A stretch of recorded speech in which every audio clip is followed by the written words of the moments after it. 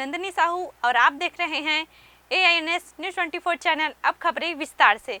छत्तीसगढ़ में कोयले के परिवहन को लेकर पूर्व मुख्यमंत्री द्वारा 25 रुपये प्रति टन कमीशन के आरोप पर बोलते हुए मुख्यमंत्री भूपेश बघेल ने कहा कि पूर्व मुख्यमंत्री अपने आरोपों को प्रमाणित करे वरना सार्वजनिक रूप से माफी मांगे। छत्तीसगढ़ के पूर्व मुख्यमंत्री डॉक्टर रमन सिंह के आरोप पर मुख्यमंत्री भूपेश बघेल ने कहा कि वे अपने आरोपों को प्रमाणित करें वरना सार्वजनिक रूप से माफी मांगें।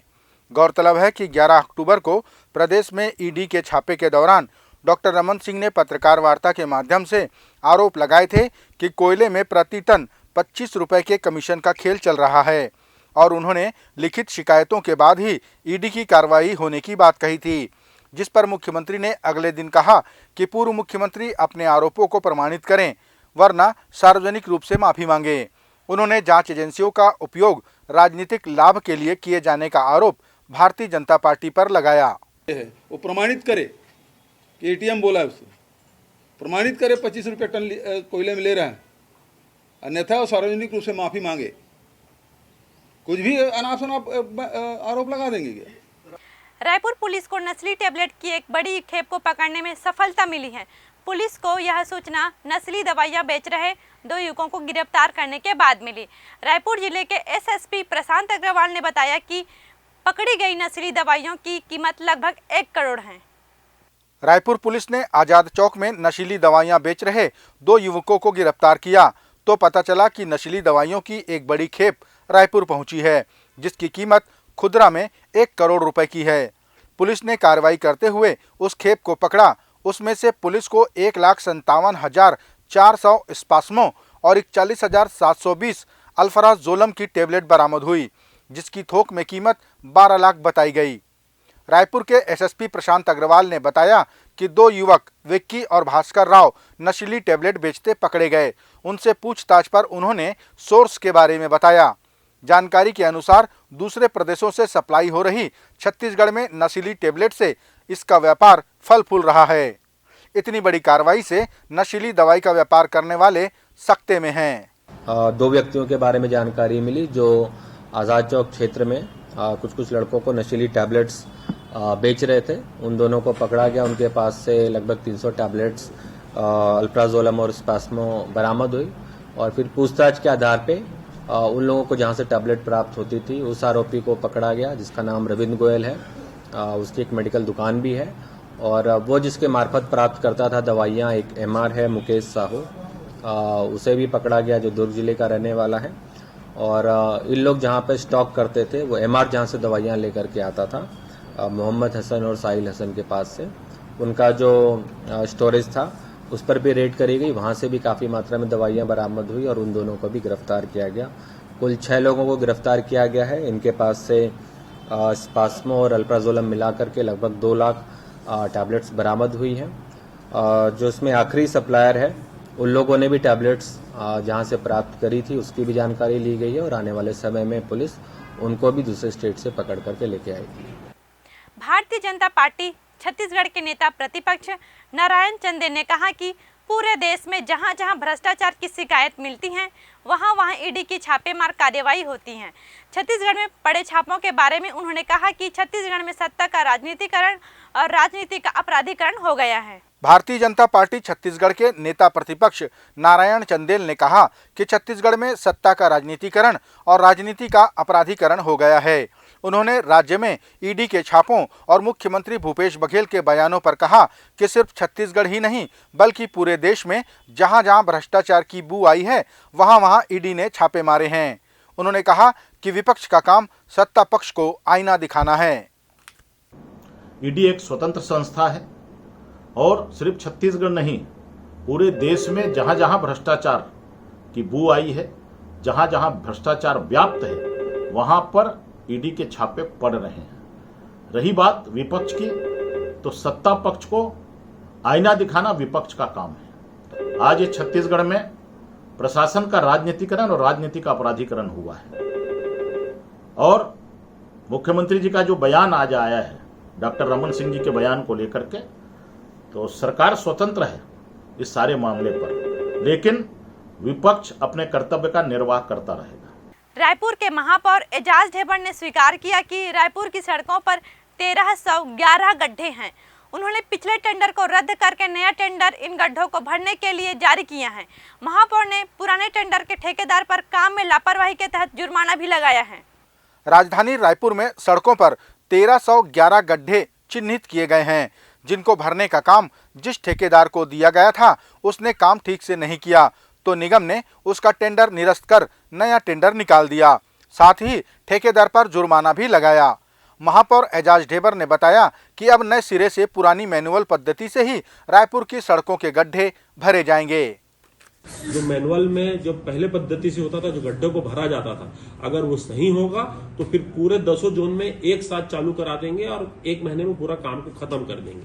और उसको अगर काम देंगे, उसके पास एक मशीन है और एक मशीन में मुझे लगता है कि पिछले 1-1.5 साल तक के वो काम नहीं कर पाएगा, क्योंकि उसका प्रोसेस बहुत स्लो है। वो काम आधा पौन घंटे में तो एक घंटा धीरे से भरता है, उसको सुखाने में 35-40 मिनट लगता है। तो कुल मिला के अगर उसकी बात करेंगे, एक मशीन में उसके काम नहीं होगा। अगर 10 मशीन होगी तो बोला जा सकता है कि कुछ काम हो सकता है। इसलिए इसमें मैनुअल पद्धति को भी देखा जा रहा है। मैनुअल पद्धति के लिए हमने एक वो बनाई है कि कल या परसों हम जाएंगे और वहां पर जाने के बाद अधिकारी को भी ले जाएंगे, हमारे कुछ सीनियर पार्षद हैं उनको भी लेके जाएंगे और मैनुअल पद्धति अगर सही पाई गई तो पूरे 10 जोन में इसको कर दिया जाए। दंतेवाड़ा जिले की हजारों हेक्टेयर जमीनों के साथ साथ हजारों किसानों का प्रमाणीकरण होगा और उन्हें केंद्र सरकार की योजनाओं का लाभ भी मिलेगा। एग्रीकल्चर के डायरेक्टर व विशेष सचिव डॉक्टर अयाज तंबोली ने दंतेवाड़ा में बैठक लेकर भारत सरकार को प्रमाणीकरण की अनुशंसा की। एग्रीकल्चर के डायरेक्टर व विशेष सचिव डॉक्टर अयाज तंबोली ने दंतेवाड़ा में एक बैठक ली और जिले के 110 गांवों को जैविक प्रमाणीकरण कराए जाने को लेकर भारत सरकार से अनुशंसा की। इस अनुशंसा से 65,289 हेक्टेयर जमीनों के प्रमाणीकरण के साथ 10,264 किसानों का भी प्रमाणीकरण होगा और उन्हें केंद्र सरकार की योजनाओं का लाभ मिल पाएगा। तो ये बड़ी खुशी की बात है कि आज जो है ये दंतेवाड़ा में एक माता दंतेश्वरी की कृपा से इतना बड़ा किसानों के हित में काम हुआ। एक ऐतिहासिक दिन है आज का, जब भारत सरकार के द्वारा जो एक गठित की गई, आपके जो स्टेट गवर्नमेंट के द्वारा भी गठित की गई कमेटी ने, जो एक्सपर्ट कमेटी है, उसने विजिट किया है आपके इस एरिया को, जहां पर लगभग आपके जो 110 गांव जो ग्रीन जोन में बनाए गए हैं, जहां पर कोई केमिकल और पेस्टिसाइड का प्रयोग नहीं होता, उसको हम लोग जो है वो लार्ज एरिया सर्टिफिकेशन में ला रहे हैं। उसका प्रयास बहुत ही अच्छा रहा। आज लगभग बहुत सारे, मैंने जो कहा जाए कि हम 99 के करीब हैं। बस इसको पोर्टल में जाके सर्टिफिकेशन जो निकलेगा वो हमारा आरसी जो करेगी। और इसके बहुत सारे लाभ हैं, जैसा कि आपने पूछा कि पूरे एरिया, पूरे गांव के गांव, आपके 110 गांवों का जो प्रोडक्ट होगा वो सर्टिफाई हो जाएगा और उसकी ब्रांडिंग हो जाएगी। उसका उनको काफी अच्छा, उनको एक सब मार्केटिंग का मतलब जो बेनिफिट होता है और अच्छी प्राइस मिलेगी। तो किसानों के हित में एक बहुत बड़ा काम है और मेरे ख्याल से ये पहला राज्य है जो इतना बड़ा एरिया, जहां पर लार्ज एरिया में सर्टिफिकेट होने जा रहा है। बता दें कि पूरे भारत में पहली बार इतने बड़े क्षेत्र का जैविक प्रमाणीकरण होने जा रहा है। इस बैठक में जिले के कृषि अधिकारियों समेत जिले के कलेक्टर विनीत नंदनवार भी मौजूद रहे। उन्होंने कल पहले दिन फील्ड विजिट की है और आज दूसरे दिन समिति की बैठक हुई है और इसमें जो यहाँ पे प्रयास हुए हैं, प्रयास हो रहे हैं जैविक कृषि को बढ़ावा देने के लिए, उसकी सराहना करते हुए समिति ने इसकी पॉजिटिव अनुशंसा की है और भविष्य में हर साल ये सर्टिफिकेट रिन्यू करने की आवश्यकता होगी। तो अब जिले की ये जिम्मेदारी बनती है कि हम हर साल जो जैविक प्रथा परंपराएं उनका पालन करते हुए केमिकल फर्टिलाइजर और केमिकल पेस्टिसाइड का उपयोग ना करते हुए इसको बरकरार रखें। तो ये जिले के लिए, राज्य के लिए और देश के लिए एक बड़ी उपलब्धि के तौर पर माना जाएगा। तो दंतेवाड़ा वासियों को, सभी किसानों को मैं बधाई देता हूं और जिला प्रशासन, भूमगादी, इनको भी उनकी मेहनत के लिए प्रशंसा करता हूं। धन्यवाद। महादेव ऐप और ऑनलाइन सट्टे पर पूरे देश में कार्रवाई करने वाला छत्तीसगढ़ ही एकमात्र पहला राज्य है। प्रदेश के मुख्यमंत्री भूपेश बघेल ने छत्तीसगढ़ की पुलिस को बधाई देते हुए कहा कि ऐसी कार्यवाही भारत सरकार को करनी चाहिए। महादेव ऐप और ऑनलाइन सट्टे पर छत्तीसगढ़ पुलिस की कार्रवाई के लिए मुख्यमंत्री ने पुलिस विभाग को बधाई दी। उन्होंने कहा कि ऐसी कार्रवाई भारत सरकार को करनी चाहिए क्योंकि यह ऑनलाइन जुआ देशव्यापी स्तर पर संचालित होता है, लेकिन उन्होंने कार्रवाई न किए जाने पर खेद व्यक्त किया। मुख्यमंत्री ने छत्तीसगढ़ पुलिस को बधाई दी। महादेव ऐप जो सट्टा है पूरे राष्ट्रीय स्तर पे हो रहा है, लेकिन छत्तीसगढ़ पुलिस ने पहली बार कार्रवाई की है। मैं बधाई देता हूं। कानून तो भारत सरकार को बनाना था, क्योंकि ऑनलाइन सट्टा है, आईटी एक्ट के तहत उसकी कार्रवाई होना चाहिए, और सरेआम चल रहा है, खुलेआम चल रहा है। लाखों परिवार उसे प्रभावित हो रहे हैं, बर्बाद हो रहे हैं। तो उस मामले में कुछ भारत सरकार ध्यान दे नहीं रही है। छत्तीसगढ़ सरकार ने उसमें कार्रवाई की है, बहुत लोगों की गिरफ्तारी हुई है और बहुत लोगों के खिलाफ और कार्रवाई होगी। छत्तीसगढ़ सरकार द्वारा शुरू किए गए छत्तीसगढ़िया ओलंपिक खेलों में पारंपरिक व ग्रामीण खेलों के प्रति ग्रामीण महिलाओं में ज्यादा उत्साह देखा जा रहा है। कोंडागांव जिले के गांवों में महिलाएं कबड्डी और रस्सी खींच जैसे खेलों में ज्यादा रुचि दिखा रही हैं। छत्तीसगढ़ सरकार द्वारा शुरू किए गए छत्तीसगढ़िया ओलंपिक में पारंपरिक व ग्रामीण खेलों के प्रति ग्रामीण महिलाओं का उत्साह चरम पर है। महिलाएं कबड्डी और रस्सी खींच प्रतियोगिता में अपनी ताकत का प्रदर्शन कर जीत हासिल करने में लगी हैं। बस्तर के कोंडागांव विधानसभा क्षेत्र के गांवों में कांग्रेस प्रदेश अध्यक्ष मोहन मरकाम छत्तीसगढ़िया ओलंपिक में शामिल होकर ग्रामीणों का उत्साहवर्धन कर रहे हैं। महिलाएं अपनी टीमें बनाकर पारंपरिक खेलों में हिस्सा ले रही हैं।